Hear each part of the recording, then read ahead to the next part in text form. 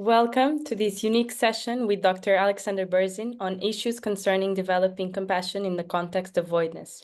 The Lama Tsongkhapa Institute is deeply grateful to Dr. Berzin for accepting our invitation to be our guest of honor today. This presentation is part of our free Masters Program Talks series, which aims to explore Buddhist teachings in depth while providing glimpses into the FPMT Master Program curriculum. Dr. Alexander Berzin is a renowned scholar and teacher of Tibetan Buddhism, an accomplished translator and acclaimed author.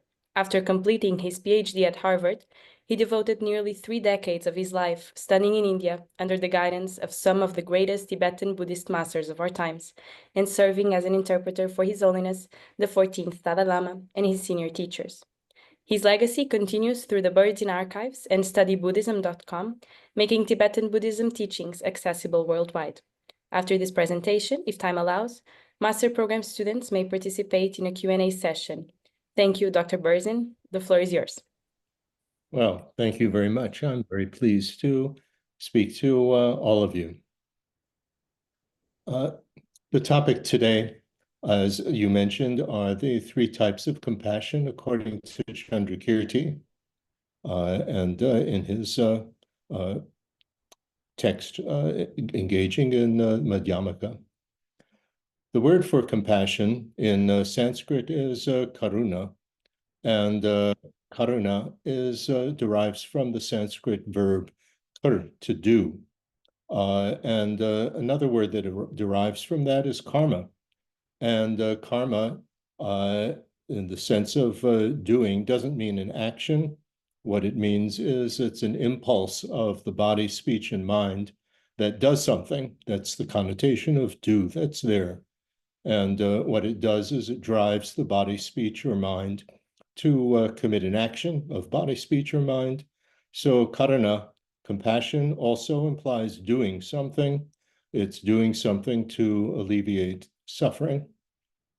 The focal object of the 3 types of compassion that are mentioned in Chandrakirti's introductory discussion is the self of all beings. That's the focal object. And the manner of cognitively taking it, in other words, how the mind and all the mental factors, the consciousness, I should say, and the mental factors, how they take hold of it, is with the wish that they be free of suffering and the causes of suffering. So that's why you have in the phraseology of the 4 immeasurables, how wonderful it would be if all beings were free of suffering. May they be free. I shall work to free them. So that has that idea of doing something. But great compassion, which is what is discussed here, is not the same as immeasurable compassion. Immeasurable compassion is something that's shared in common with the Shravakas and Pratyeka Buddhas. You have immeasurable compassion in the meditations of their practices as well. But here, great compassion is aimed at eliminating the suffering of all beings, and that includes the suffering of the arhats. So that's we see that in the way in which when we take the tantric vows, the way that that's phrased, it says, I shall liberate those who have not been fully liberated. That's the arhats. I shall liberate those who have not yet been liberated. That's those in higher states of rebirth. And I shall give breath to those who are breathless. That's referring to the beings who are in the lower 3 realms. So, and I shall lead all sentient beings to nirvana. So we see the focal object of great compassion is the self of all beings, including the arhats. Now, the 3 types of compassion that are discussed by Chandrakirti are derived from the 4 aspects of the First Noble Truth. The 16 aspects of the 4 Noble Truths. And the 4 aspects of the first truth of suffering, the truth of suffering or true suffering, is a much better way of understanding it. The non-Buddhist described what suffering was, but Buddha said what the true suffering is. That's the suffering of uncontrollably recurring rebirth due to ignorance.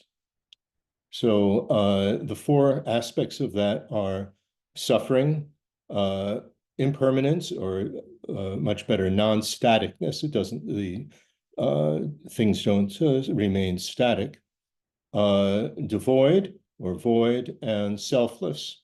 So devoid means devoid of existing as, the self is devoid of existing as a static, partless, independent Atman. And selfless means devoid of existing as a substantially existent, self-sufficiently knowable Atman, an Atman that can be known by itself when it attains, that can be known by itself, I should say. For Prasangika, they interpret the two aspects of devoid and selfless differently. They take the devoid of existing as substantially existent, self-sufficiently knowable Atman. Let's abbreviate that to self-sufficiently knowable Atman. That's devoid, the first one. And the second one, selfless, is devoid of existing as a self-established self or inherently existent self. Self-established is much better. Its existence is established by its self-nature. Is exactly or more precisely what that means. And the three types of compassion in Chandrakirti are derived from this, that it's suffering. So the suffering is the first compassion, and then non-static. So that's the second one. And they put together devoid and selfless and refer to that more specifically as devoid of self-established or inherent existence. The four features, the four aspects or features of the five aggregates in general, but in the context of the four close placements of mindfulness, which are the first four of the 37 factors leading to enlightenment, or leading to Bodhi, I should say, which is to either arhatship as a Shravaka Pratyeka Buddha or as a Buddha Arhat. These 37 are common to all of them. And there, the four close placements, the one associated with the noble truth of suffering is the close placement of mindfulness on the body. And these four aspects are points of view through which you analyze the five aggregates, or you analyze the body and why they are the source of suffering. They're suffering because they're in the nature of suffering. They are non-static. They change from moment to moment, going eventually to death, and they are devoid of true existence. So that's how they can be suffering.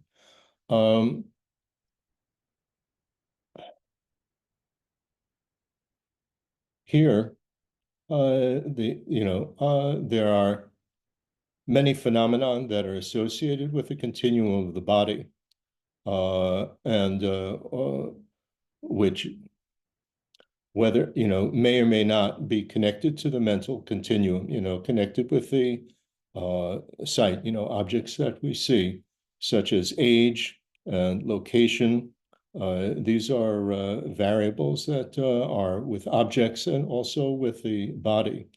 But the only thing that is associated with the body that is exclusive or unique to the body is the person or the self.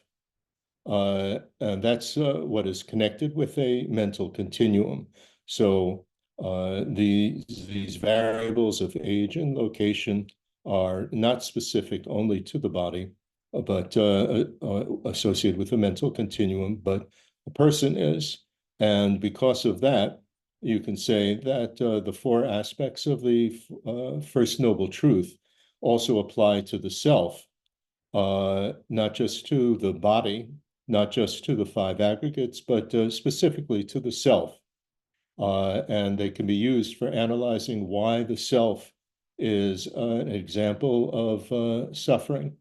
The self is an example of suffering because the self experiences suffering, and it's suffering because of ignorance regarding three things: the deluded view of a transitory network, subtle impermanence or subtle non-staticness, and self-established or inherent existence. And that's how you get the three compassions from the four aspects of the First Noble Truth. This is an analysis, by the way, that Serkan Rinpoche explained from an analysis that his teacher had made. I discussed this lecture that I'm giving with Serkan Rinpoche, and he said to just mention the first two types of compassion briefly, because actually they are intended to lead you to the third type of compassion. And he said to emphasize the third type of compassion as something that the first two lead you to. So I will just discuss the first two types of compassion in brief, which is not the easiest thing for me to do since I tend to go into too much detail. But in any case, you guys are advanced students, so it is appropriate that I give a little bit of in-depth discussion of the first two, but I'll try to keep that short. First one is compassion aimed merely at sentient beings, and they suffer because of their ignorance regarding self-established existence. All three are regarding ignorance of self-established existence or inherent existence. By the way, I will explain what ignorance is and what self-established existence is, but everything in step by step. So first one, sentient beings suffer because of their ignorance regarding the self-established existence in connection with the deluded view toward a transitory network. Transitory network, network of aggregates, so the five aggregates in transitory, that it changes from moment to moment and disintegrates from moment to moment. So in the non-prasangikas, in tenet systems, for them, the transitory network are the five aggregates that this deluded view is aimed toward them. Prasangika takes it as the self. And so the view, the conventional self, and the deluded view toward the self. And the Prasangika explanation, by the way, when I say Prasangika, I mean the Gelugpa interpretation of Prasangika. The non-Gelugpas have quite a different interpretation of that, and that's a completely separate topic of discussion, so I won't go into that. Okay, what happens in with this deluded view? We have the habits of grasping for a self-established person, a person that exists with self-established existence. So grasping for the self, I guess, is the short way of saying for that. And this does several things. It functions to do several things, the habits. And the first thing that it does, if we can, I mean, all these things happen simultaneously, but if I can break it down step by step, the first thing is that it gives rise to an appearance of a self-established self. Let's call it an Atman. So it gives rise to that appearance. And then this deluded view toward a transitory network, the deluded view toward the self, which only occurs in conceptual cognition, not in non-conceptual cognition, that holds on to an object category of a self-established self, an Atman. So it grabs hold of that category. First, that category is designated with the name me, and then secondly, with the name me as a possessor of the aggregates as mine. This is the way that me and mine is explained in Prasangika. So it grabs hold of that object category of me, the Atman, the self-established Atman, and it searches for a basis to latch it onto, to connect it onto, that will represent such a me. So it's it's going around, shall I put it on this? Shall I put it on that? Shall I put it on that? So that habit for grasping for self-established person, Atman, having given rise to that appearance, this is the thing that interpolates or projects that category onto the conventional self and cognizes it, sees it. So we not see it, but we think it. It's conceptual. And so that's the first interpolation. Interpolation means adding a feather to an arrow, literally. So it projects this onto the self and cognizes it. That's an interpolation, throwing something that's not there. Then it does a second interpolation, which is it conceptually cognizes it. It interpolates it as the conventional self actually existing like that. So this is what the grasping does. And then ignorance comes along and accompanies this grasping. And the deluded view toward a transitory network. And it also cognizes the appearance of a conventional self now interpolated, so projected onto it an appearance of a self-established Atman. And what it does is it obscures it. The projection of the Atman onto the self obscures the conventional self, so it can't be cognized by itself. And the ignorance also takes the conventional self to exist like that. So that's the way that it takes hold of it. And what the ignorance does is it obscures the mind from understanding that this appearance is false. That's the job of ignorance, that it obscures the mind, it prevents the mind. So it's an obscuration, an obscuring factor that prevents the mind from understanding that this appearance is false. So this is the mechanism that is going on, and that's why people, the self of all people, suffer, because they don't realize that this is false. So this is, and it also characterizes what they're doing all the time.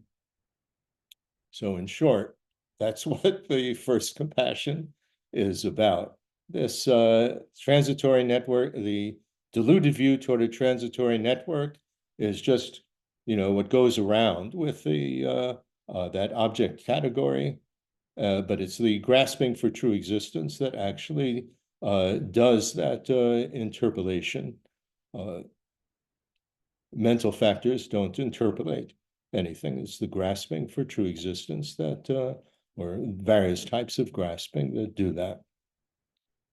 Okay, it's the first compassion. Second compassion is compassion aimed at phenomena.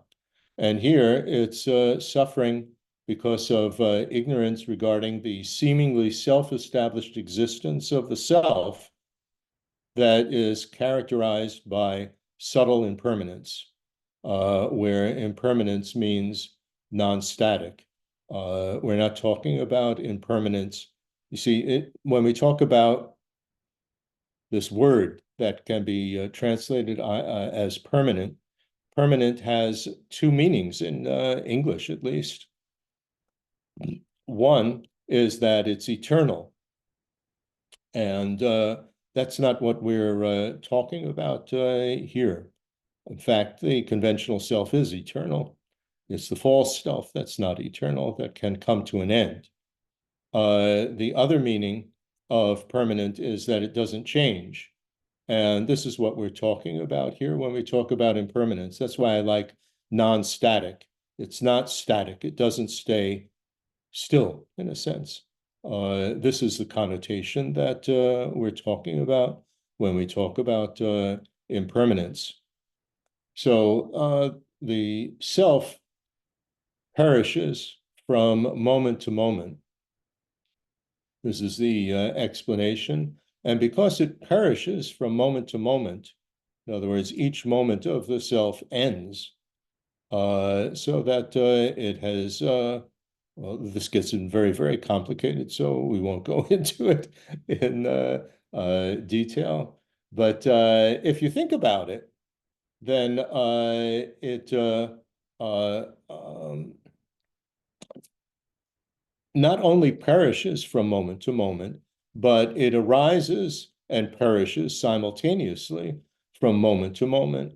And so if it arises and perishes in every single moment, and because of that, it implies that when it is no longer perishing, it implies that it has perished. So you get a continuum of this. That means it's not findable as a self-established Atman, because it could only be findable as that if it stood still. But because it is, arising and perishing simultaneously in every moment, that also implies that it is without self-established existence. It can only function to give rise to a next moment. That simultaneous arising and perishing can only function to give rise to another moment of it in the continuum if that continuum is devoid of self-established existence. So because we can't perceive this moment-to-moment simultaneous arising and perishing, then the self appears as if it's static. And that's the deceptive appearance. And ignorance, which accompanies this, then takes it to exist as it appears and obscures the mind from understanding that this appearance is false. So this is the brief explanation of the second type of compassion aimed at phenomena, because phenomenon also arise and perish from moment to moment. But here we're talking about the self. We're not talking about the body, which arises and perishes from moment to moment, but goes to an end. It is degenerating and going closer and closer to its end. That's one type of subtle impermanence. But here we're talking about the self, which doesn't degenerate, it doesn't decline, and that also arises and perishes simultaneously from moment to moment. So we have two types of subtle impermanence here. Okay, now we get to what Circa Rinpoche said I should elaborate much more at, which is compassion aimed by not being aimed at self-established existence. And suffering here is that all beings, the self, suffers because of their ignorance regarding the voidness of self-established existence of the self. So to get into this, we need to clarify the meaning of ignorance, the meaning of self-established existence, and the meaning of mental labeling. Mental labeling is, it would be much better to call that conceptual labeling, because it's conceptualized, things are being labeled by the conceptual mind. Okay, let's start with ignorance.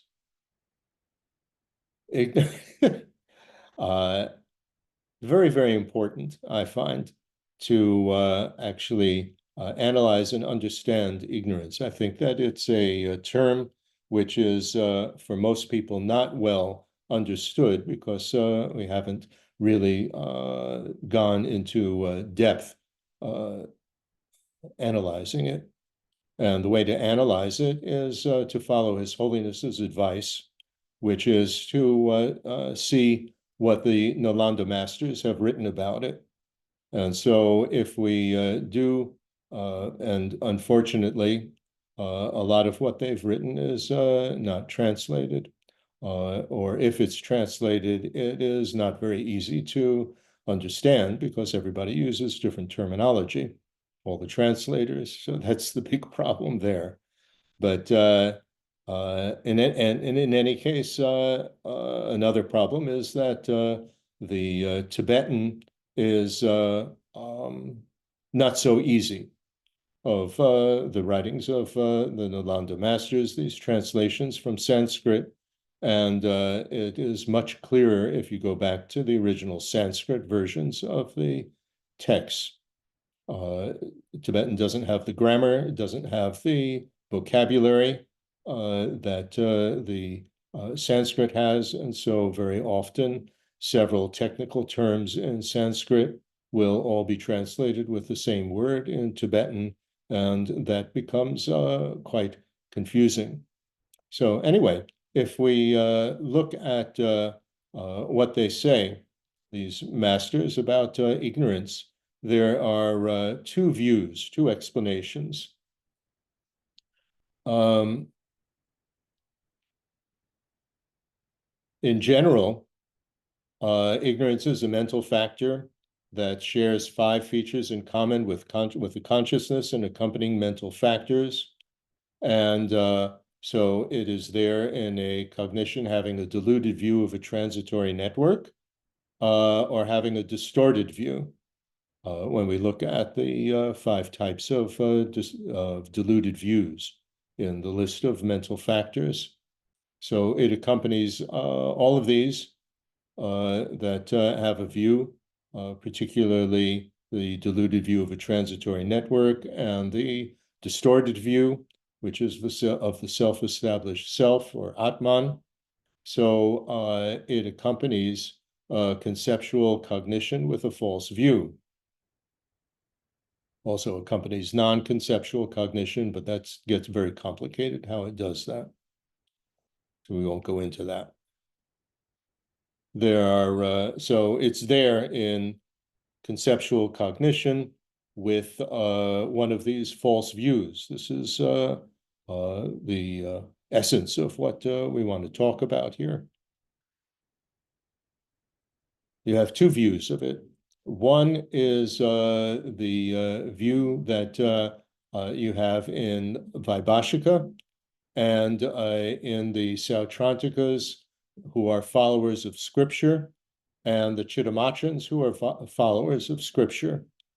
You know, you have this division in Sautrantika and Chittamatra of those that follow scripture and those that follow reasoning. And this demarcation between these two comes when you have the texts of Dinaga and Dharmakirti. Dinaga bringing in logic into the mixture here, then that changes or adds very much to Sautrantika and Chittamatra, which is the point of view that Dinaga and Dharmakirti are discussing.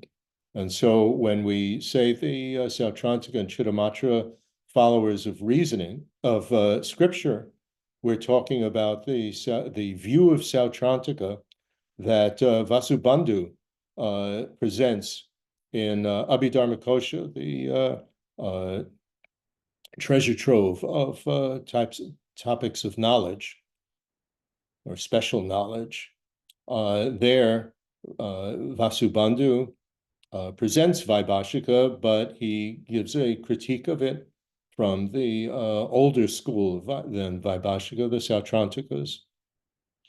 And there's some other texts as well, early texts, that are pre-Dinaga, that present one view of Sautrantika, and the same thing, the Chittamatrans who follow scripture are those who are following the texts of Asanga. So those are before Dinaga, were written before Dinaga. So that's one view. And according to this view, if we are looking for a more precise way of translating the word ignorance, I would call it anti-knowing type of awareness. So it's an awareness of objects of cognition, but anti-knowing. It is anti-knowing the Four Noble Truths about it. So in terms of the self, in terms of the aggregates and so on, it is prevents you from knowing the Four Noble Truths about that.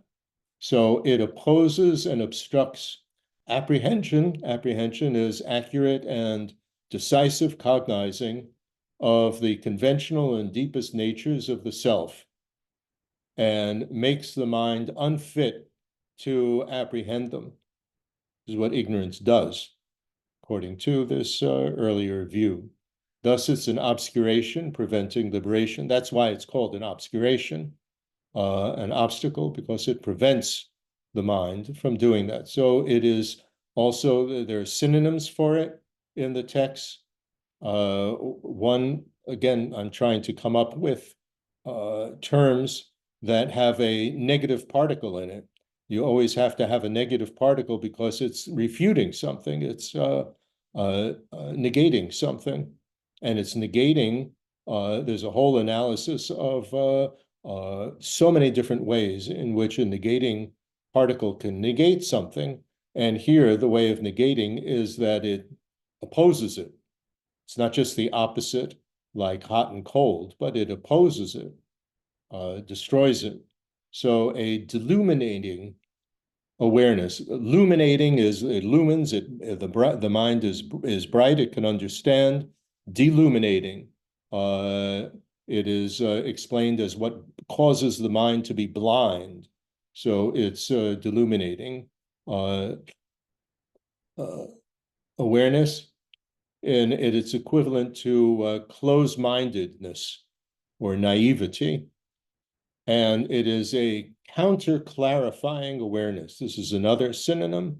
It is, rather than something that would clarify what is the nature of the self, it is counter-clarifying that awareness. And this first view, I mean, this is common to both views of what ignorance does, what it is. And it does this, according to the first view, it doesn't do this by holding on to that false view itself. It merely blinds and debilitates the mind. It prevents correct discriminating awareness. That's usually translated as wisdom, but that doesn't give very much meaning to it. It prevents the correct discriminating awareness from refuting the deluded view. This is all that it does. It blinds the mind, prevents it, obscures it from, obscures specifically the discriminating awareness, that mental factor, from refuting the deluded view. So this is the first view, the thing that blinds the mind. The second view, which developed later, is the Sautrantika and Chittamatra followers of reasoning. These are the ones that follow the logic and mental factors and, you know, the ways of knowing, this type of stuff that you get from Dinaga and Dharmakirti. And the Madhyamikas, Svatantrika and Prasangika. They also follow the second view. And here, rather than anti-knowing awareness, you know, it's an awareness of an object. It is focused on the same object as all the other mental factors, but it blinds the mind. That's what it is doing while it is aware of the object. I think this is very important to understand. It is a way of knowing the object that blinds the mind. So here, the second view, instead of anti-knowing, it's misknowing. It's knowing incorrectly. And here, the misknowing actually holds on to the deluded view itself. And by holding on to the deluded view, it obscures the accurate and decisive knowing of voidness. So the first view, it merely obscures the mind. And the second view, it obscures the mind by holding on to that deluded view. The other one, it just accompanies the deluded view. So misknowing an object, well, anti-knowing awareness of an object, of voidness, and misknowing awareness of the object, not of voidness, it obscures the understanding the conventional or deepest nature of things. These are like mental blocks. I think that's the best way of understanding them. Our ignorance is a mental block that prevents correct awareness of the object. And we have to obliterate it with the correct view to get, to obliterate this mental block. But for the correct view to have enough power to obliterate it, you have to have the force of positive potential behind it, so-called merit.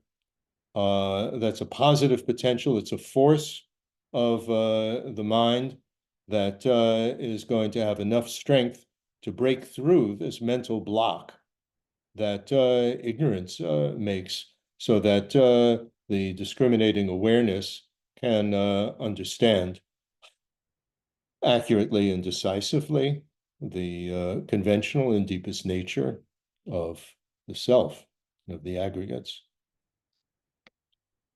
Okay, so that's what ignorance is. Very important to understand that, and especially to understand it in the context of it being the first link of the 12 links of dependent arising. Without understanding exactly what ignorance is, then it's very hard to eliminate it, because you're eliminating something that is not exactly, you're shooting an arrow at the wrong target. So it doesn't just mean stupid. I mean, it has somewhat of a connotation of stupid, but stupid is more a function of the discriminating awareness. Discriminating awareness, a synonym for it is the word that means intelligence. So stupidity, that connotation of the word ignorance is difficult. So I like very much anti-knowing, and misknowing is more what it's referring to. So we're dealing here with a view. So what is a view? A correct view and a distorted view or deluded view, because that's going to be the opponent, the correct view. So what is a view? Again, we look at what the Nalanda masters have said, and a view is basically an assertion. It's focused in this case on the self of a person, and a view is preceded by two mental factors. These are mental factors that are not included in the 51. They're not included in the of Asanga. They're not included in the, not of Asanga, the 51 of, no, I mean, the 51 are with Asanga, but they're not included with the 46 of Vasubandhu. These are, there are a huge number of mental factors. The 51 and the 46 that Asanga and Vasubandhu specify are just examples, the ones that they consider the most important. In any case, a view, an assertion, a system of assertions is about, in this case, about the self, or a person is preceded by cognizing it with a mental factor that closely analytically examines it. So closely analytically examines the self, and based on that, there's a mental factor that decisively assesses it, it judges it, that it's like this. So the view may be correct, like a correct view of the voidness of the self, or it could be distorted, like the diluted view of a transitory network that goes around with an object category of the full self. So this is what a view is. It's an assertion based on you have thought about it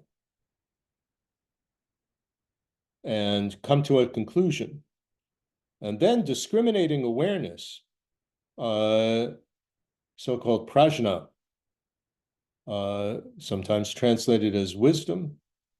Discriminating awareness, again, if you look at the definitions and the explanations, it sorts through the choices of what has been analytically examined.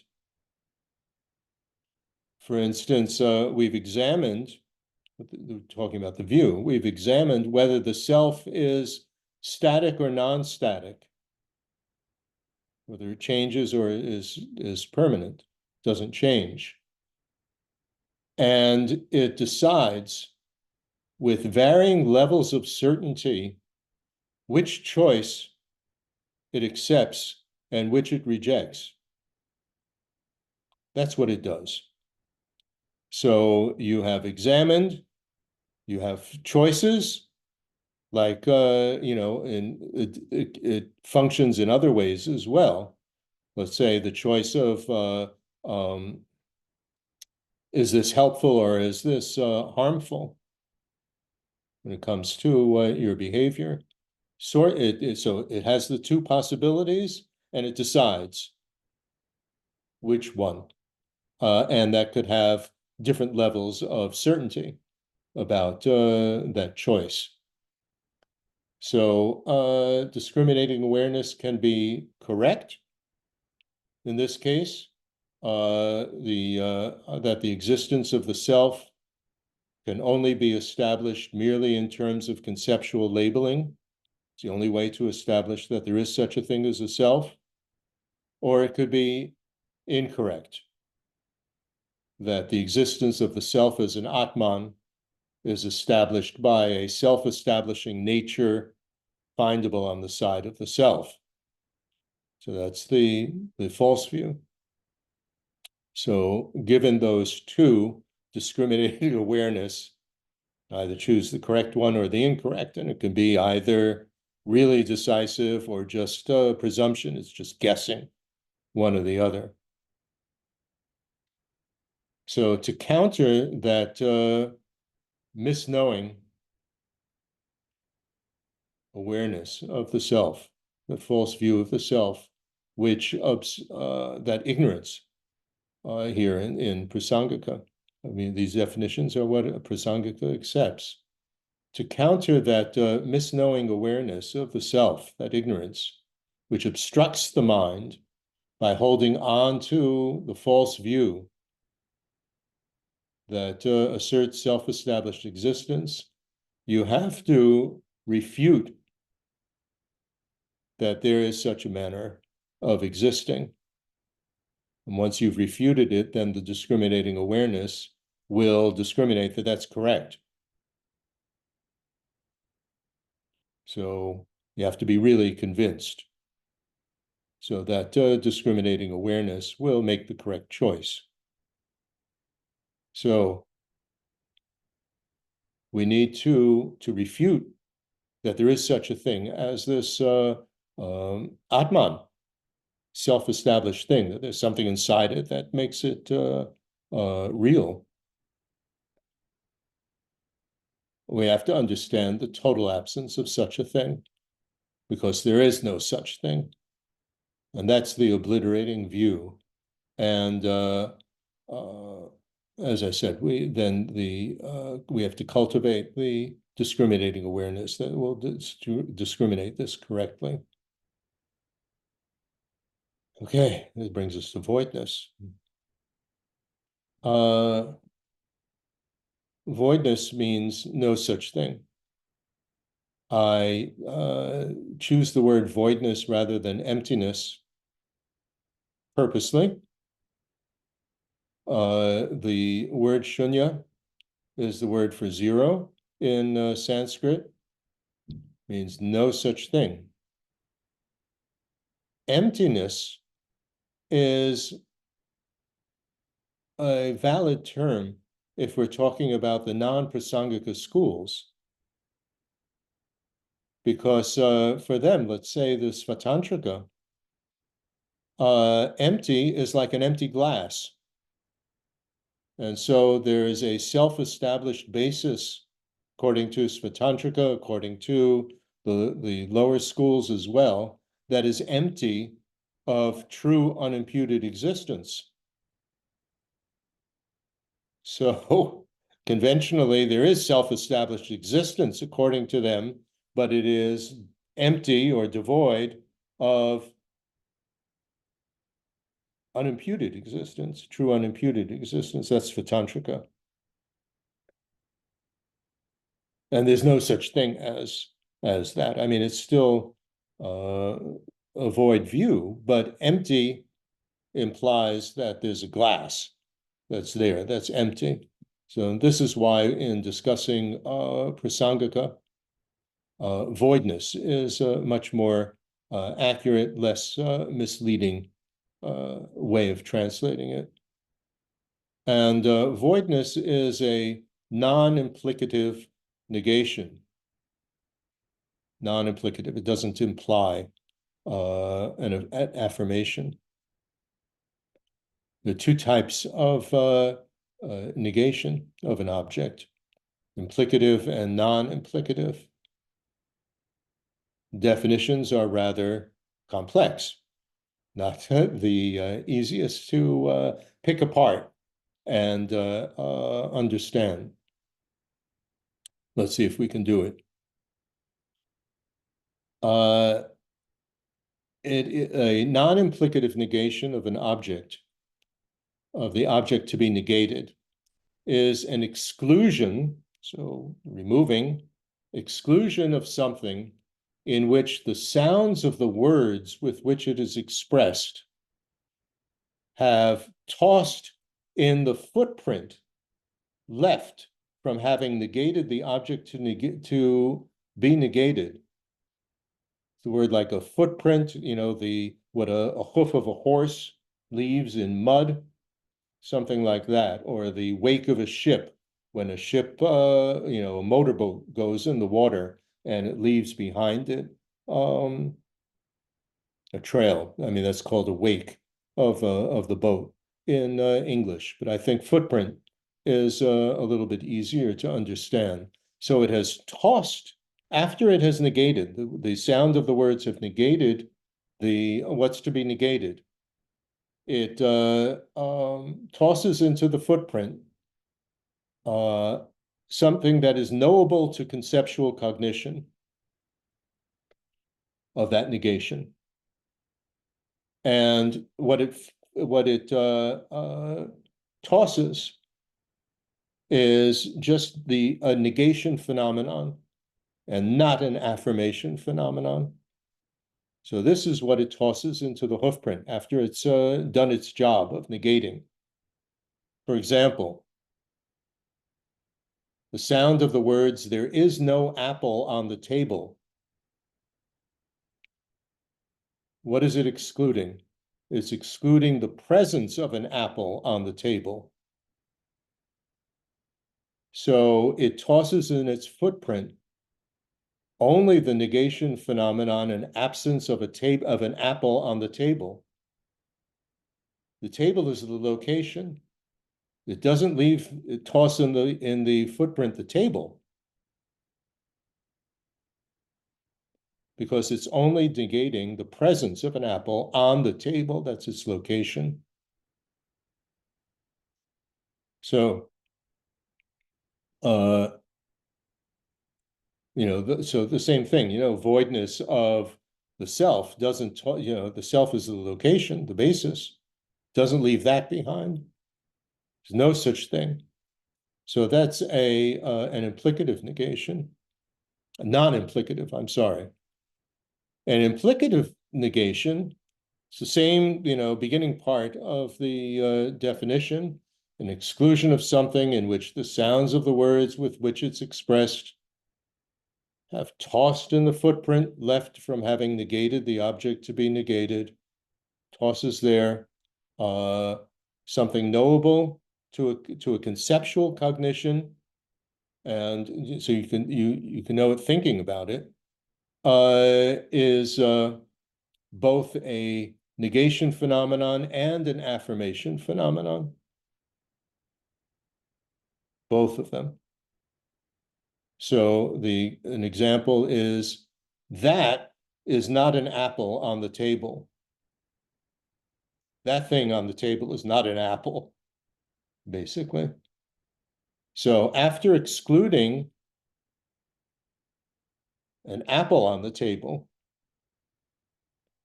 it tosses in its footprint not an apple on the table.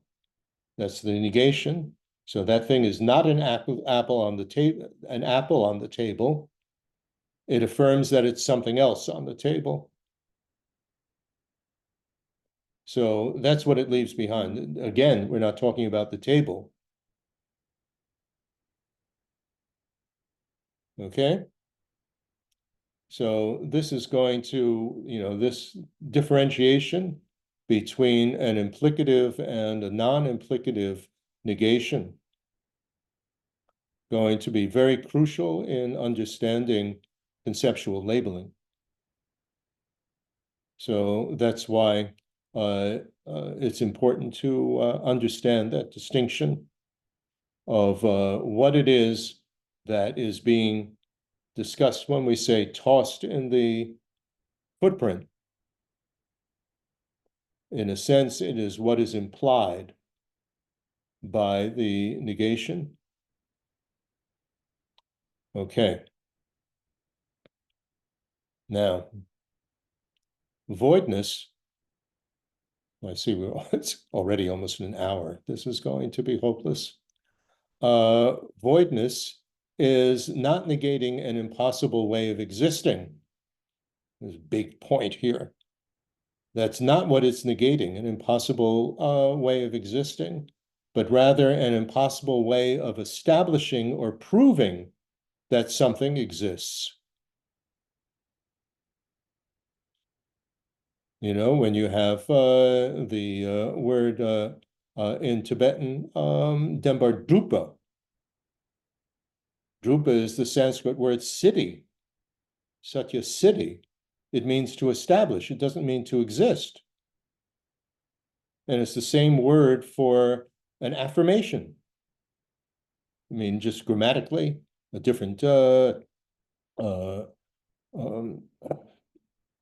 inflection of it.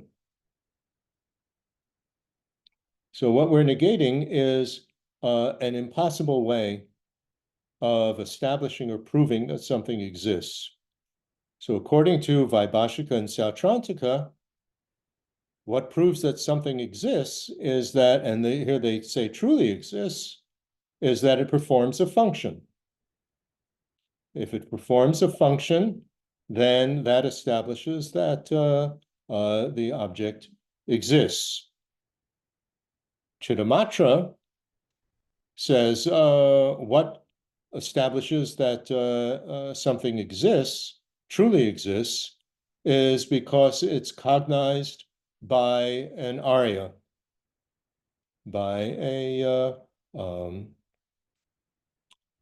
realized being, someone who's realized voidness non-conceptually, because the either in order to enter into non-conceptual cognition of voidness, you have to, as the first step, refute the object to be negated. So that's conventional objects, and then voidness. So this is what proves or establishes that something exists, that it's known by the Arya, appears to the Arya. Svatantrika says that what establishes or proves that something exists is because it's cognized by a mind that validly cognizes conventional truths. And if it's cognized by a mind that validly cognizes conventional truths, it establishes that it has self-established existence. Conventional truth has self-established existence according to Svatantrika. Existence established by a self-establishing nature or a self-establishing defining characteristic mark in conjunction with conceptual labeling. So this is what establishes that basically you can see it. That proves that it exists. And Vilupa Prasangika refutes that and says that what proves that something you can only establish that something exists merely, well, the short way of saying it is by imputation by names and concepts. Mental labeling, names and concepts. Concept, by the way, is means conceptual cognition. It's referring to objects. Not objects. Categories can be labeled with a category, and the category can be given a name, designated with a name. So it's merely the only thing that you can establish, way that you can establish it is basically you can think about it. If you think of something, and then Chandrakirti gives the ways of checking whether what you think is correct or not. Think based on a convention. We'll get into examples of that and how that actually works.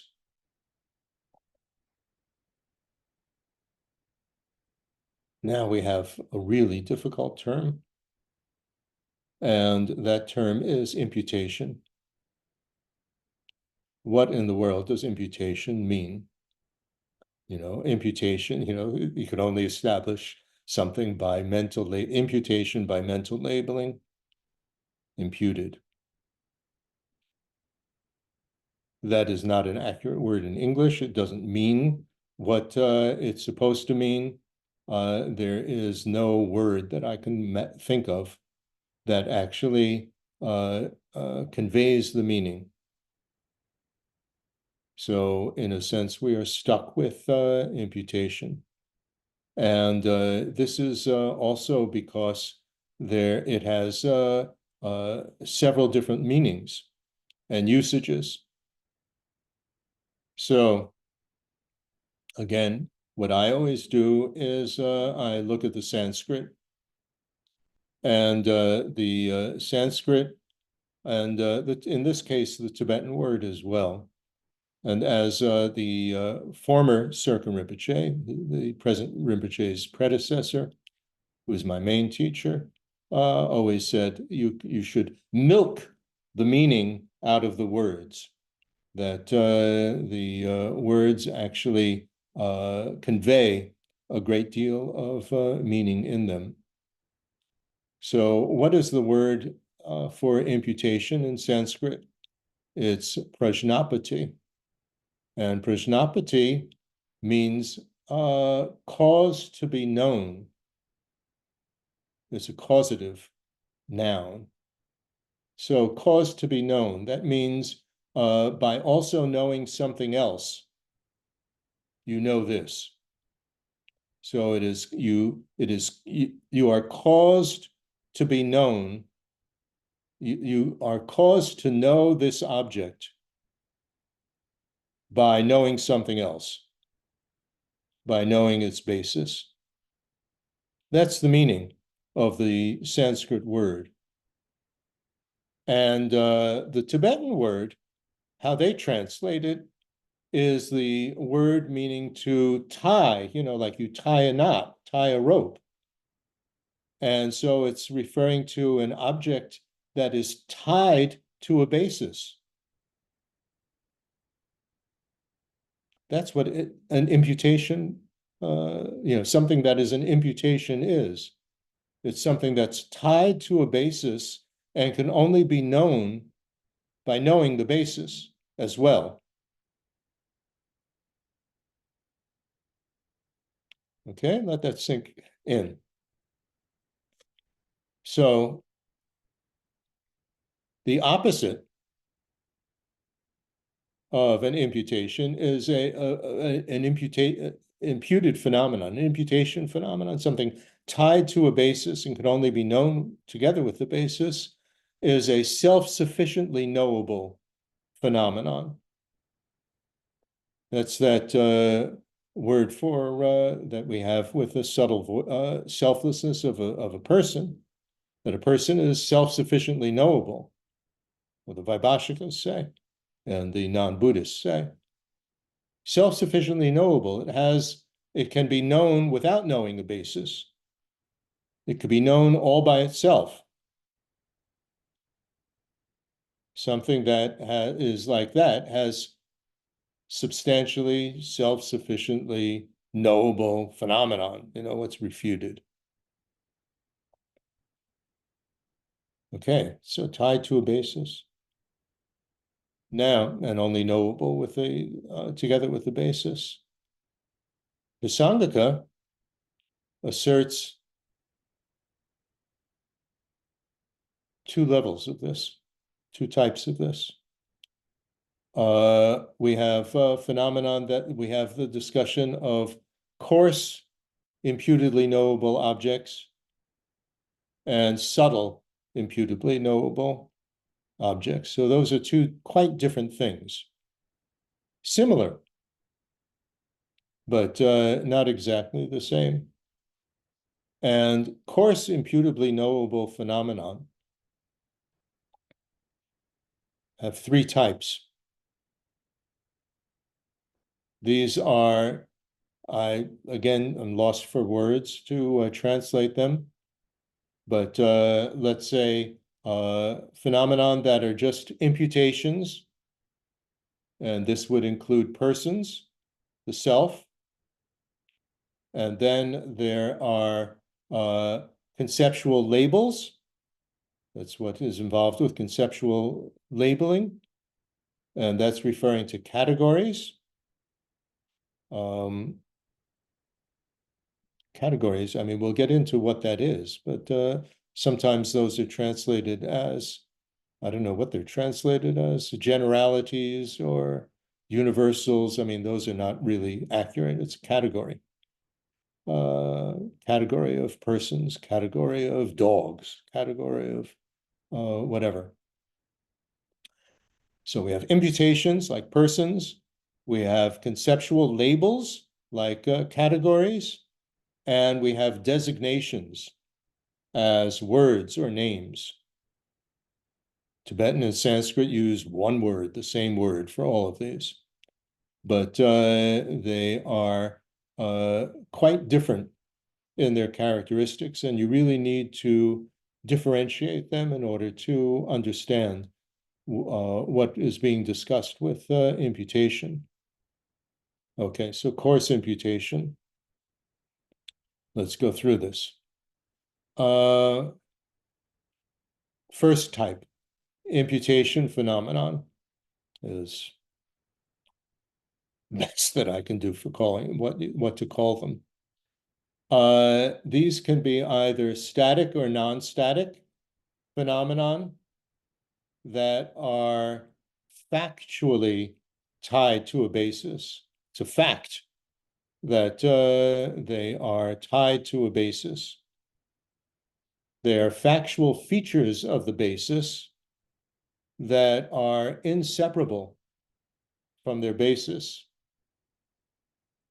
Nevertheless, to cognize them, cognize to see or to think about them, you have to first cognize the basis and then cognize it together with the basis.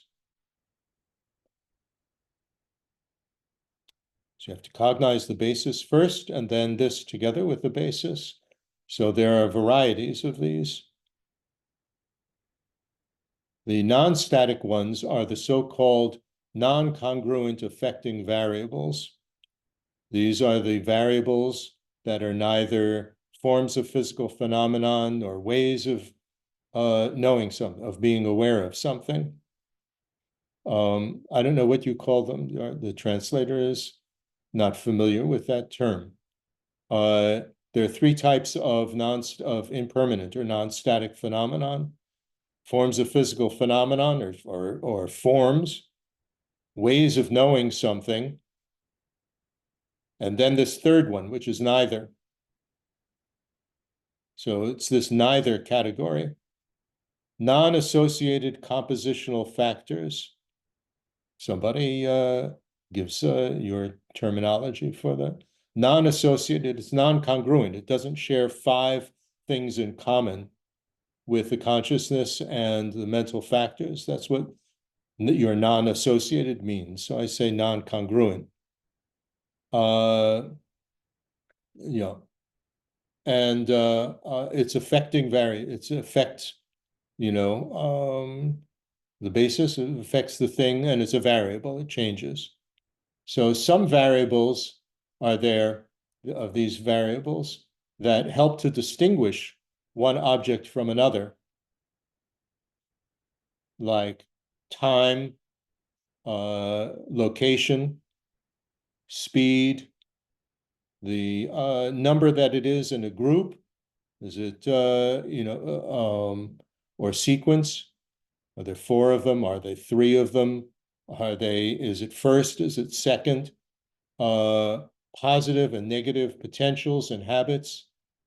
These things change in value, but they are tied to a basis. They're neither forms of physical phenomenon nor ways of being aware of something. Some non-static ones, so the 2 types of non-static ones that are variables and ones that don't vary in value. And this would be like a person, the conventional self, and non-staticness or impermanence.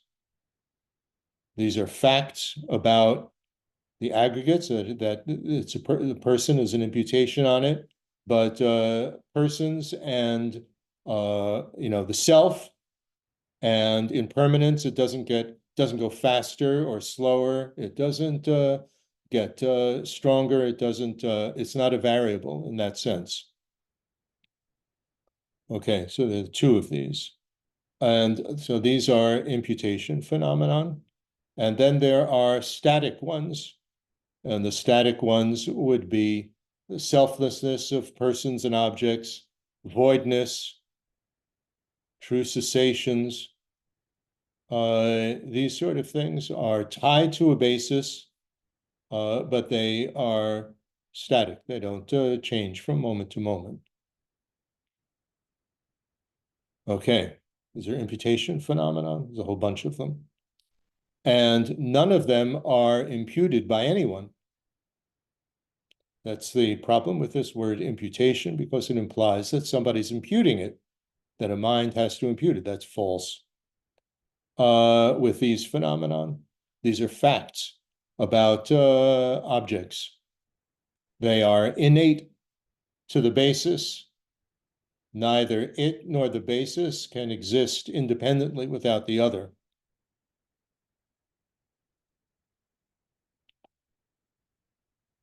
So they're tied to each other, and they can be known, they can be cognized, either conceptually or non-conceptually. You can, observe something changing. You can observe speed. You can, see where something is in the room. You can see the location. So you can know these things non-conceptually. You can see a glass break when it falls on the floor. It's impermanence. these sort of things. So it could be known both conceptually and non-conceptually. And there's one variant here in terms of the tenet systems. For, in general, for all of these, you see, you have to cognize the basis first. And then in a microsecond after that, the basis with the this variable or non-variable. So you see a body, and then you see a body and a person. That's not quite accurate the way that I just said it. What the person and the body appear simultaneously. You see that, but it only registers on you. Only registers on you that it's a person after you've seen the body. If I can describe it in, very general words.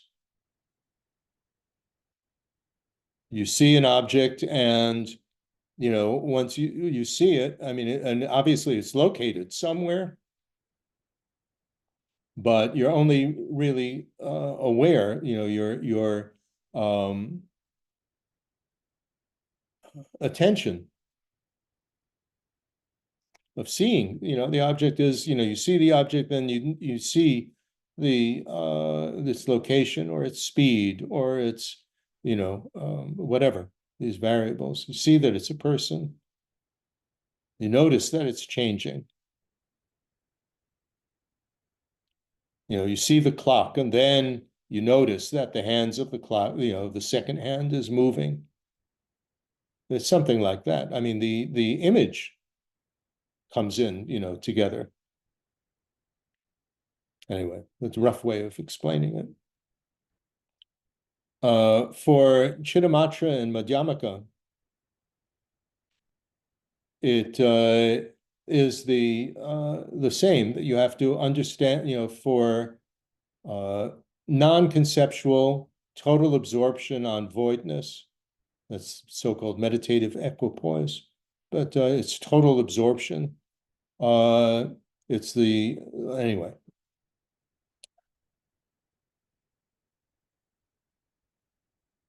You have to cognize the basis first, but then when you non-conceptually focus on voidness, you don't have to also concentrate on the basis as well. Basis doesn't have to appear. That's the only exception. Otherwise, it's the basis together with what's tied to it. All right, that's imputation phenomenon. They're facts. The self is a fact on the body, on the aggregates. Impermanence is a fact. Location is a fact. Speed is a fact. All right? Not optional.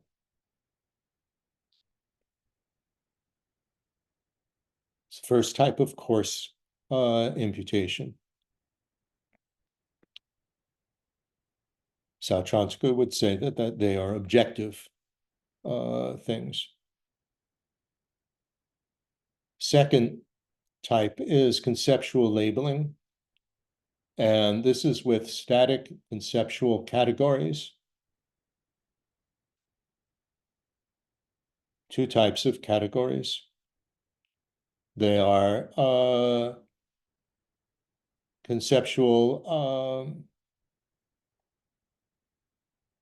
object or meaning categories and conceptual audio categories. Audio category, what is that? Audio category is when it's the category of a sound that can be designated, that's the third type, as a word. If I say apple, there's the category of all the ways of saying the word apple, with volume, whether it's loud or soft, accent, voice, whether, whoever says that word, we all understand it as being the same word, apple. So there's a category that it fits in with all the items or members of that category. Otherwise, how in the world do we understand language? Because the sound that people are making is different in volume, voice, accent, etc. So that's an audio category. And a meaning category is the same word as an object category. And these are the meanings of those. If the sound is designated as a word, it's the meaning of it, the object that it refers to. There are sounds that are not words, like the sound of the wind, the sound of the ocean. They're not words. They don't communicate. They don't communicate a meaning. Okay, so we have object categories. Object category like apple. There are many different kinds of apple, or dog is the one that I will use in our explanation, which is a very good one, because there are so many different species of animal that fit into, species of dog or kinds of dog, poodle and dachshund and German shepherd. And there's so many different kinds of dogs. And each dog looks different. But they are all, we know them as dog. So that's a category, object category. These are optional. They're not facts about something.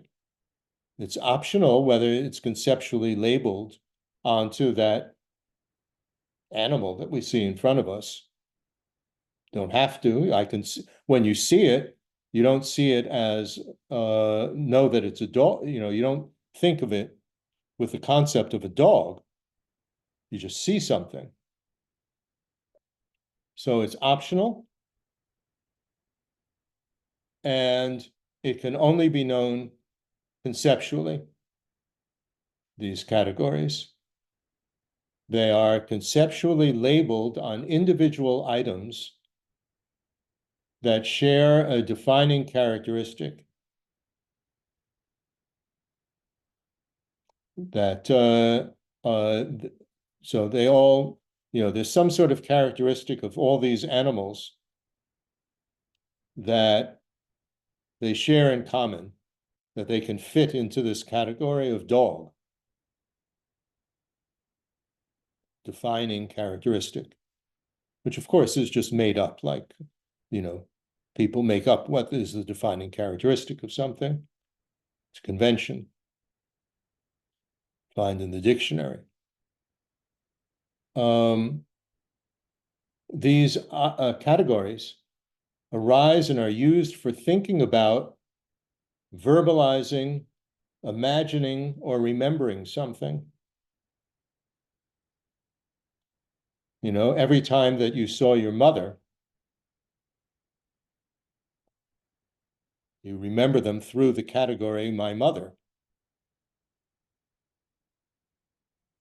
So these are used when or think of your mother, imagine your mother. Now it's through this object category of my mother. Okay. So how do we think about them? How do we use them? First, we have to presently cognize something. You see this body and person. Or previously, you have to have seen them in order to remember them. Seen or somehow know them.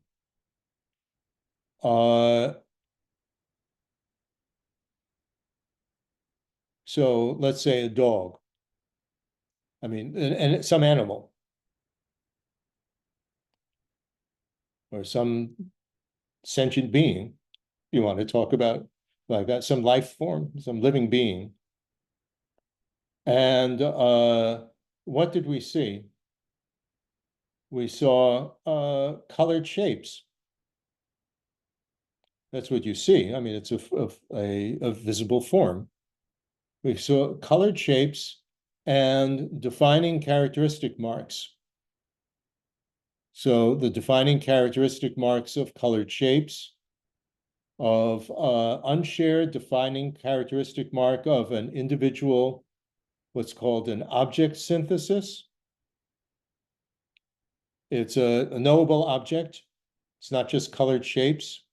So it's a synthesis of all different, smell and taste and sound and so on.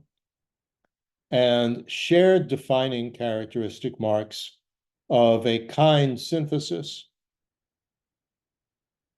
So the characteristics of a dog or of a mammal or of an animal.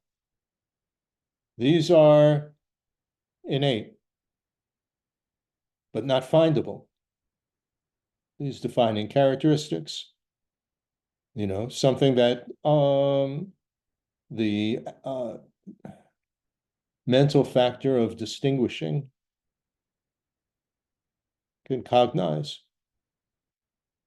Distinguishing is the mental factor that sometimes is translated as recognition, or, I mean, there are many other ways of translating it. Recognition means that you've seen it before. That's not what it's talking about. It is what focuses on the defining characteristic. The consciousness focuses on the thing, the object, its essential nature. Is it a sight? Is it a sound? And so on. And distinguishes the defining characteristics. Otherwise, everything is an undifferentiated soup. The defining characteristics don't have the power to make it, to establish or prove that it's a dog or it's a whole object. But there's an individual defining characteristic that makes it of being a thing, a validly knowable object, a whole common sense object, and defining characteristics. So that's the object synthesis, and a kind synthesis. It's a kind of something. So it has shared characteristics, individual and shared characteristics. Vasubandhu makes a big differentiation of those in his auto commentary and the various sub-commentaries. The distinguishing, what it does is it just differentiates the defining characteristic from what it's not. So, for instance, on a very gross level, when I look at you, I can see a few of you here in the view, I'm able to distinguish the colored shapes of the face from the colored shapes of the background. How? How are you able to do that? That's just, a painting, in a sense, of colored shapes, like a coloring book of a child. So what makes, some of these colored shapes into a validly knowable object? Well, some of the tenet systems say the defining characteristic, in a sense, encapsulates it in plastic or makes a line around it. And that makes it, an object, a validly knowable object. And Prasangika says, of course, that's nonsense. Things don't exist like in a child's coloring book. But that's how it appears, doesn't it? So that's the deceptive appearance. So that's what distinguishing does.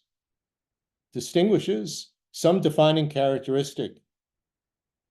You can't find that defining characteristic, but some defining convention, a defining characteristic that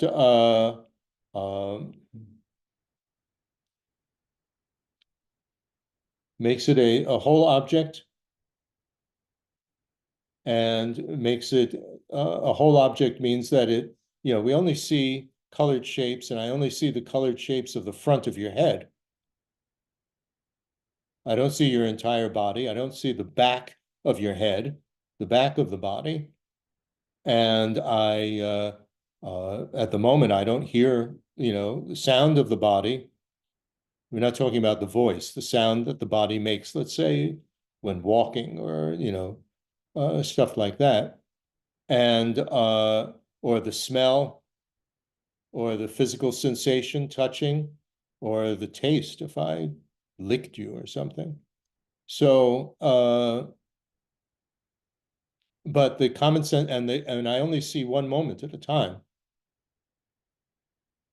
So the common sense object, what is well known in the world, literally, the Tibetan, is a common sense, it would be a body or a dog. I mean, an object, a whole object, a common sense whole object. And in order to, so when we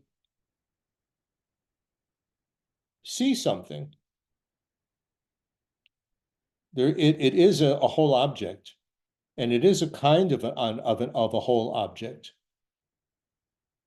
But we don't, the way that you know that is the next moment in conceptual cognition by fitting it into a category of a whole common sense dog. So first you have to distinguish it from what it's not, and then you can put it into a category. So that's conceptual labeling. It fits its the defining characteristic, the individual defining characteristic of this item, this thing in front of me, into the composite defining feature of the category. It's a defining characteristic that is a composite of the defining characteristic of all these different items. So that's the defining characteristic of the category.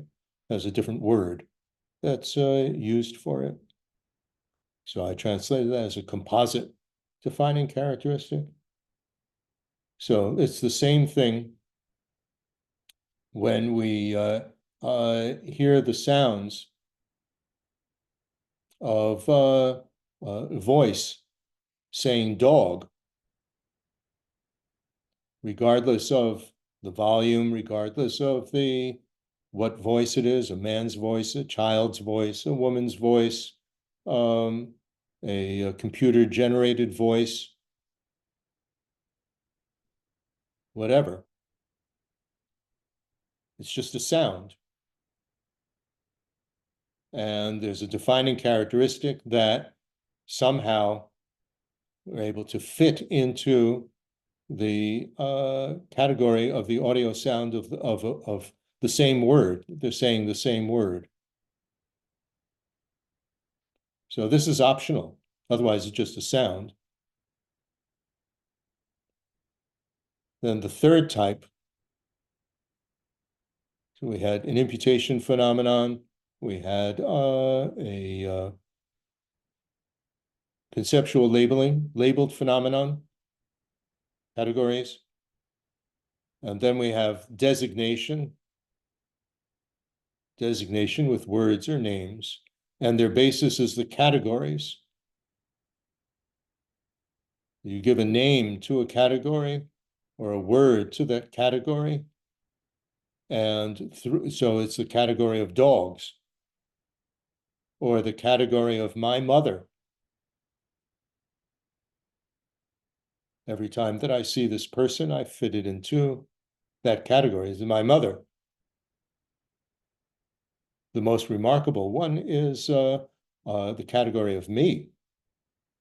When we look at pictures of ourself as a newborn infant, and every year up until old age, and they're all me. That's a convention, isn't it? I mean, is there some findable defining characteristic that you can see in that, newborn infant that's also there with the adult and also there with the old person? A very good example. So anyway, designation with words and names. The basis is the categories, and through the categories, the members of the category. So we have the category dogs, we've given a name to it, and through that we can designate this animal as a dog. And that's optional. And it's only cognized conceptually when thinking. Think of the name. So all of these are the non-congruent affected variables and static phenomenon that are, well, to review, it's just too complicated to summarize it. But we have imputation phenomenon. They are facts about things, which are either static, like location, they're variables, or they change from moment to moment. They are non-static, like persons or impermanence, non-staticness, or they are static, like voidness. They're facts. And then there are categories that are conceptually labeled. And then there are words and names that are designated onto the categories and then onto the members of the categories. And all of these come under the rubric of coarse imputation, coarse imputational, knowable, imputedly knowable phenomenon. It can only be known with a basis. Okay? And that takes us to 4 o'clock. And what we have left is the most complicated of all, which is subtle, imputedly knowable phenomenon, which is what voidness is all about. So maybe, as I discussed with the organizers, it would be best to have another session and talk about that, explain that in another a separate session.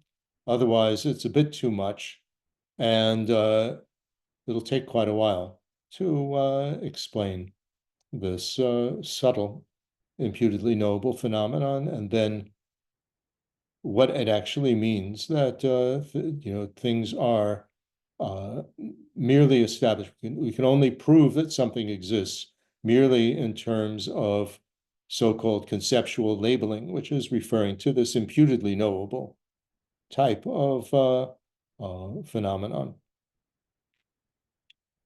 Okay, which has to do just as an introduction. It has to do with the relationship between a whole and its parts. That's what it's talking about. Okay.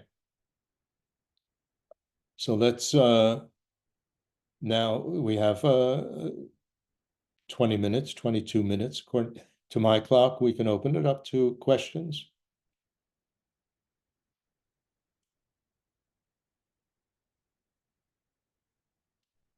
So the moderator is going to have to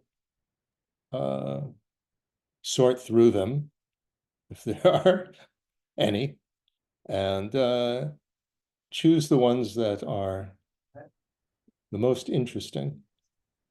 Thank you, Dr. Berzin. We would open the questions to the master program students that are present. If anyone has some question, please ask it to Davide.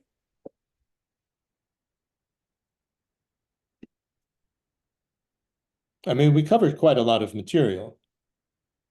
So I hope that it was understandable. I think the main point here is ignorance is something that blinds the mind, either so it's anti-knowing or misknowing. View is something that you need to understand, that you've analyzed and decided about. Discriminating awareness discriminates between choices, is it like this or like that? And when we're talking about ways of, we're not talking about how things exist. We're talking about ways, how do you establish or prove that something exists? What proves that something exists? Like that. These are the main points that we've covered. Are there any questions?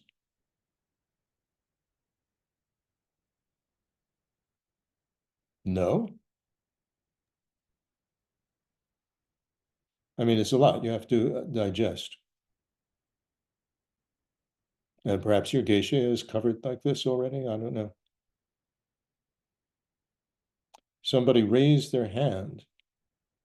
Tomer Schlesinger raised the hand. Tomer, can you please ask your question?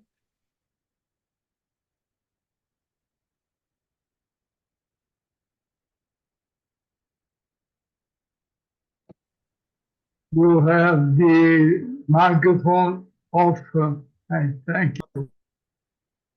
Yes, I had no permission. Thank you, Dr. for this wonderful discussion. So I have a question about Prasangika refuting Tantrika. Prasangika refuting what? The Tantrika view. Prasangika refuting what? Svatantrika. Prasangika Madhyamika refuting Svatantrika Madhyamika view. Svatantrika, okay. So I read in Illuminating the Intent that Prasangikas like Buddha Palita and Master Chandrakirti assert that if something were to exist by its intrinsic character, then it would have to be truly existent. Like saying that something to exist by its appearance while still having intrinsic nature is not possible. So if you can explain how Prasangikas refute this view by Svatantrikas.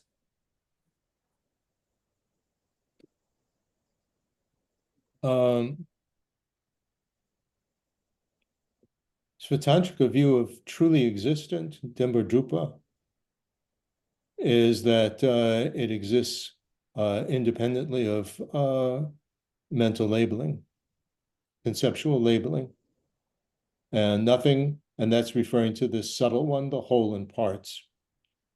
So nothing exists with truly established existence. So what Svatantrika is refuting is two extremes. One extreme is that, and they're looking to Chittamatra and they're looking to Prasangika, that things are self-established independently of conceptual labeling. That's one extreme. Or that they are only or merely this Prasangika view, established in terms of conceptual labeling. And so they say that things are established. There's a self-establishing factor, self-establishing nature on the side of an object, and a self-establishing defining characteristic on the side of the object. You see, there are 2 points here. One is that there's I take back the sentence that I said before. They say that there is a defining characteristic mark on the side of the object, which has the power, not by itself, which is what Chittamatra says for so-called, what's the word that I use? Findable, changing objects, other-powered phenomenon, and voidness, that by itself has the power to make things exist. Totally conceptual things don't have that.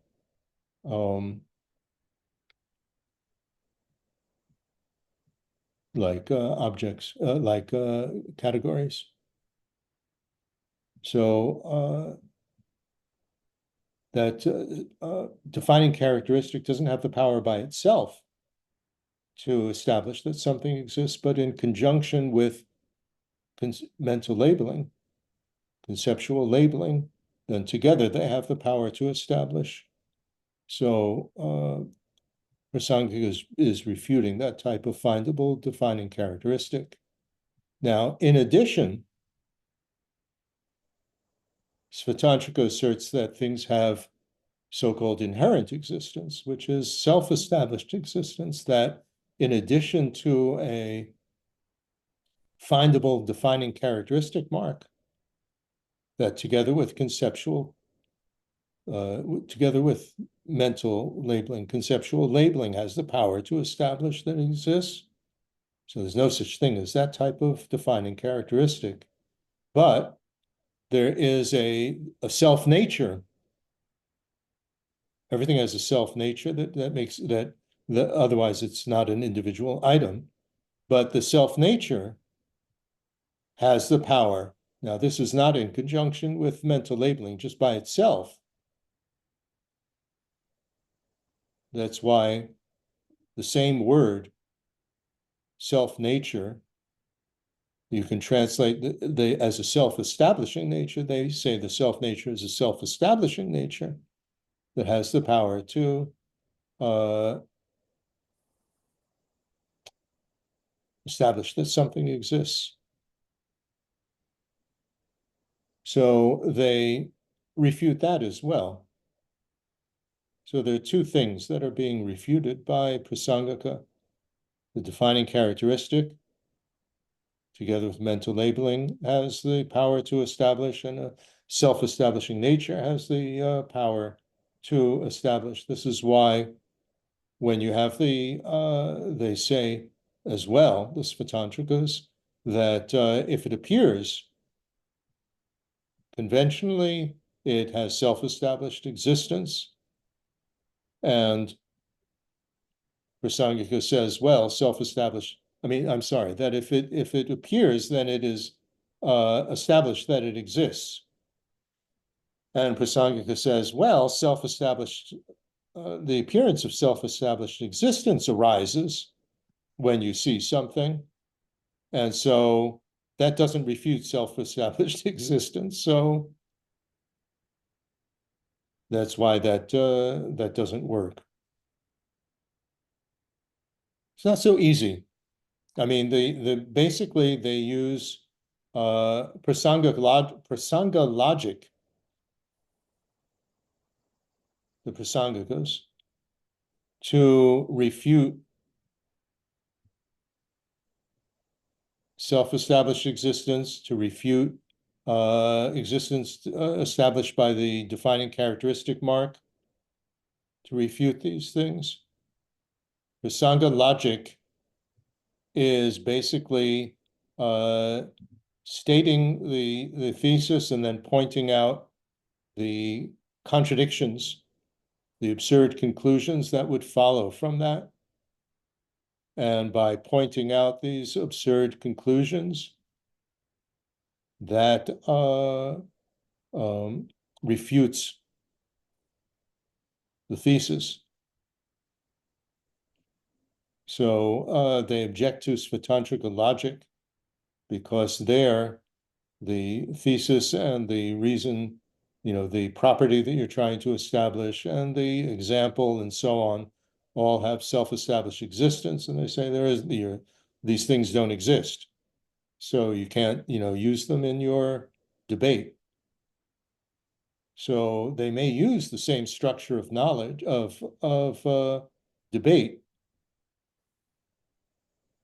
but use that to show absurd conclusions. So they refute it like that. I don't know if, exactly what type of explanation you want in your, in your question. So there are certain things that they refute, and the way of refuting it is with prasanga logic, prasanga arguing. That's the whole point of the debate. When the Tibetans debate, they're always pointing out, if you say that, this absurdly follows. You've contradicted yourself. So the whole point is to convince the opponent, in terms of the drawing what they say to an absurd conclusion, seeing the absurd conclusion that follows from that. They're not going strictly just with Dharmakirti, Dinaga logic, syllogisms. Terribly long answer, I'm sorry. I don't know if that clarifies anything. Thank you. It's clarified a bit. I think I will not take more time because there are other questions. So thank you, Professor Berzin. Right. Thank you. It seems like there are questions from the master's program students, but the microphone wasn't working. So let's hope they can. Hello? Question. Hello? No. Hello? Yes. Hi. Can you hear me? Yes. Great. Yeah. Hi, Don't Dr. see you, Berzin. but anyway, I hear you. Thank you very much for the talk. You're welcome. I'm Tommy. So my question is, you mentioned about first we see the body and then the person. So in the order of arising, first we see the aggregates and then the person. But in terms of realization, first we realize the emptiness of the person and then the aggregates. So could you say a little bit about why it is like this and why the emptiness of the person is easier to realize? Please. Right. Well, we simultaneously see the aggregates in the person in terms of the what appears to the consciousness, but the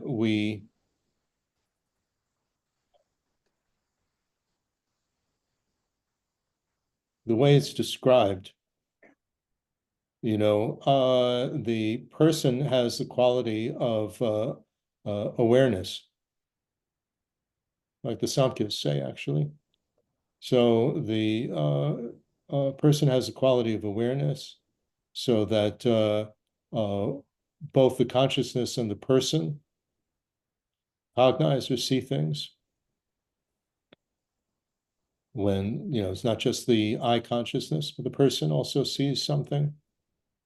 So first, the object arises. I mean, the object is perceived. And it's only the consciousness that casts an aspect,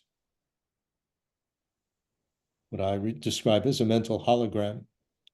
person or the self doesn't do that. It's not exactly the same as awareness or the mind.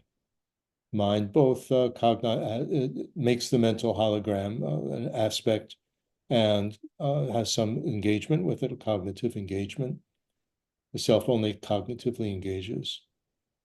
So first, that aspect has to be established. So it appears to the consciousness in the person, but first that aspect has to be established, and then the person can also cognize it. So that's the explanation, I believe. Not 100% positive of that, but that is the explanation of why first the consciousness and the appearance is there because it's a person is a fact about the aggregates when it's the aggregates are, namely the body, is associated with a mental continuum. Otherwise, it's a corpse, so it's no longer a person. Okay, now you were asking why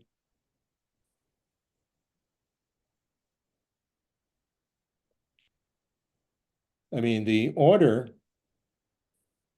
for first understanding voidness or the selflessness, you go back to, Chandrakirti, first one that speaks of selflessness of both persons and phenomena. Bhashka only of persons.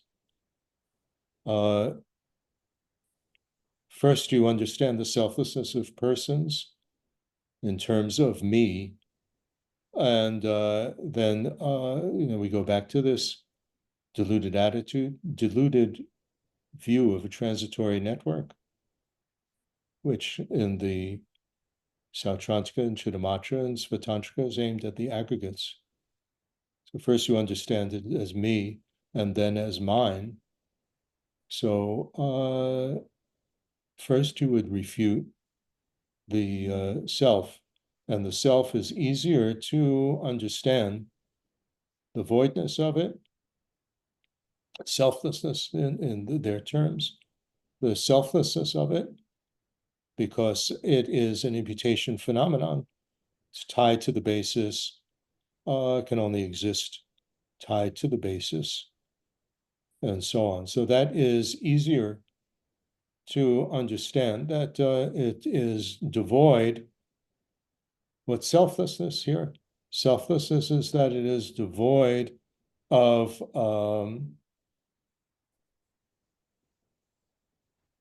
being not, being not changing, but being static, heartless, and can exist on its own. But it's easier to understand. We understand that it is an imputation phenomenon on the aggregates. We understand that that's not true, and that it can't be known by itself. So that, because it's tied to the basis, so that is easier to understand than the aggregates, the selflessness of the aggregates. The aggregates, their selflessness is that they don't exist as possessions of that type of me.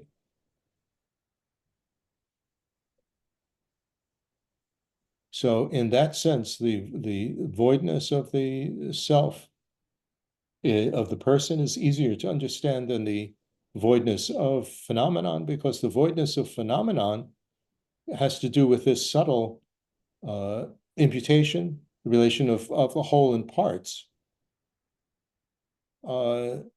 That's what voidness is speaking about when you talk about the voidness of the aggregates of phenomenon. So it's more difficult to understand the relationship between the whole and parts than the relationship between the person and body, mind, feelings, etc. So I think that's the reason for that order. But then once you've understood that, then the order in meditation is the reverse. So it is easier to understand the voidness of the aggregates. That's what you would do first. The basis for imputation, basis for this subtle, the parts, and then the voidness of if the basis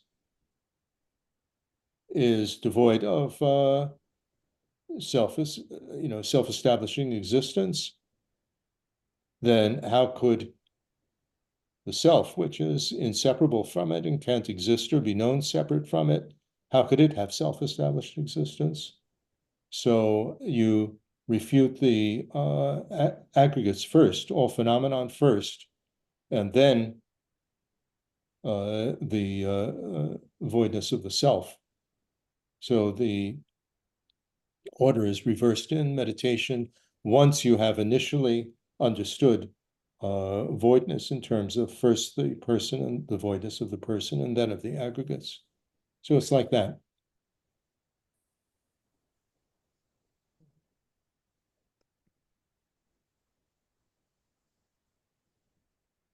Thank you very much.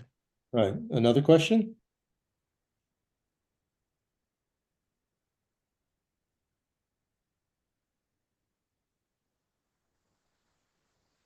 Are there other questions? Are there other questions from the room? Or from people in the room? There is. No more questions from the room. Okay, then I will read the last question that was put here on the chat from the student of the basic program in London. Yes, How would please. you describe, in brief, how do the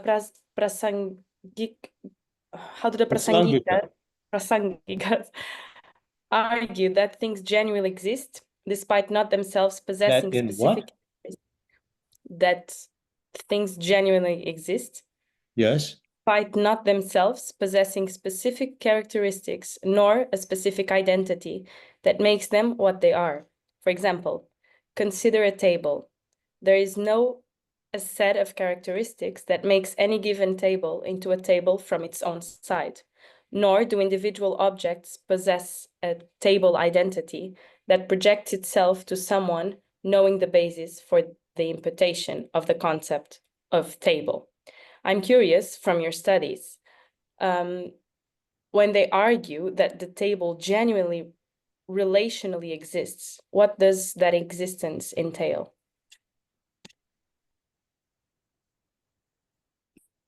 Well, I mean, this is what we'll discuss in detail in the next session. So just in brief,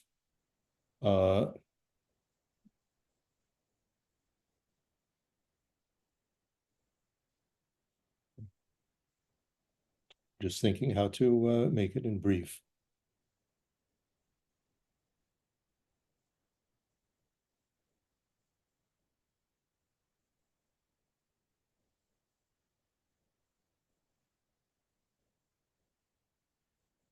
There are, by convention, I mean, Chandrakirti gives the criteria for valid cognition, a valid mental labeling, basically, that there is the convention of tables that somehow people who invented the table, came up with the idea of a table, and they made up the defining characteristics of it. So it's a convention, put in a dictionary. So there has to be an agreed upon convention by a class of beings. Dogs don't consider it a table. Then it has to be validly cognized by a mind that validly cognizes conventional truth. Conventional truth, of course, is false. It appears established from its own side as a table, But the minds that see it like that all agree that it's a table, because the mental factor of distinguishing, if it didn't have a defining characteristic, would not be able to distinguish a table from the wall. So there are, by convention, defining characteristics, but they're not on the side of the object.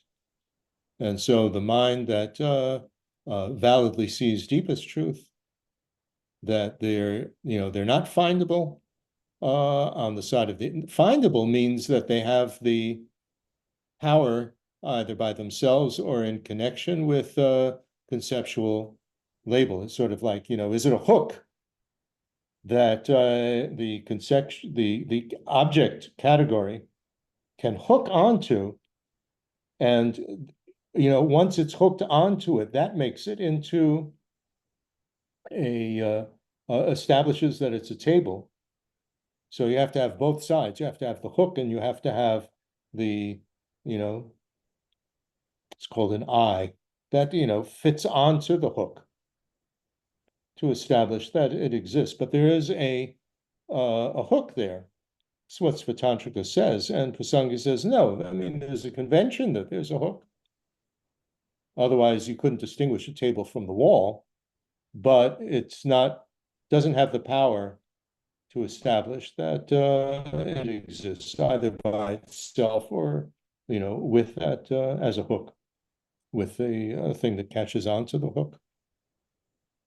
So this is the way that it's explained. That, I mean, this is the important point of dependent arising, which we haven't discussed. And actually, I wasn't going to discuss it in the second part, but because things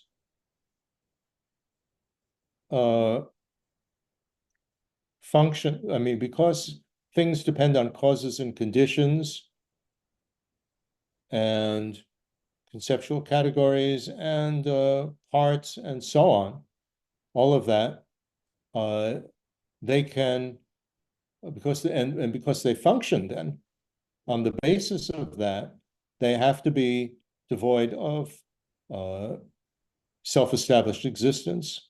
So you use the argument of dependent arising to prove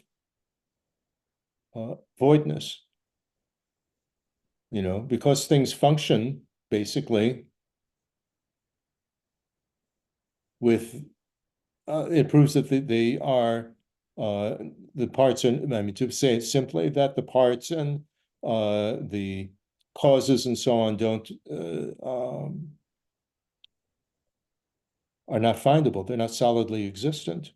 If they were solidly existent, now we're using very, imprecise terminology. But if they solidly exist, the thing couldn't function. So that's the absurd conclusion that would follow. So because they function, it can't be that they are solidly existent. And so that argument of dependent arising leads you to the understanding of voidness. And because things are void, they function. So dependent arising leads to the understanding of voidness, and voidness leads to the understanding of dependent arising, of functionality. So this is the way that dependent arising fits into the whole thing. Because things function dependently, they can't be truly existent or self-established existent. They can't exist and be known by themselves, not tied to a whole, can't exist without being tied to causes, if it's a conditioned phenomenon, and parts, if it's anything. And to exist as this or that, independently of conceptual labeling. So things can't function unless they are devoid of this findable, self-established existence. Anyway, this is, as Tsongkhapa says in the three principles of the path, unless you understand voidness as dependent arising, you haven't understood it properly or fully. Because otherwise, basically, you fall to the extreme of nihilism. So because things are void, they function. So you have to understand voidness and functionality as being basically, well, what's translated as synonymous, but they're not synonymous in terms of the English word. The definition of that term that's translated as synonymous is if one is true, the other is true. So that, if it's true that they are devoid of self-established existence, it's true that they function. If they function, it's true. If that's true, it's true that they are devoid of self-established existence. That's what that word synonym, that's translated as synonym, means. Very, very important to know the definitions. Okay. Anything else?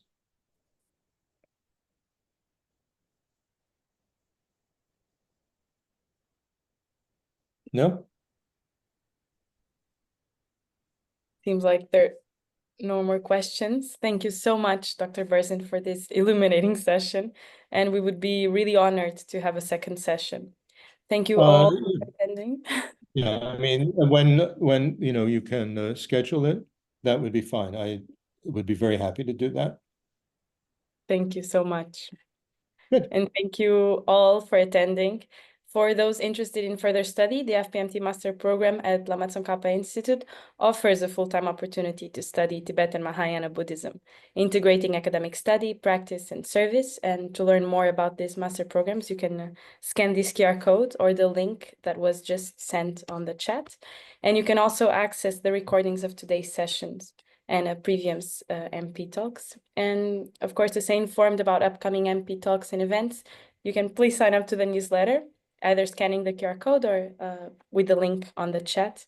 So thank you again for your participation, and we look very forward to welcoming you again for future events. Do a dedication, Yeah. So whatever positive force or understanding has come from this, may it go deeper and deeper and act as a cause, not only for ourselves, but as Shantideva always says in his prayer, the 10th chapter of his text, may all contribute to the enlightenment of everybody for the sake of us all.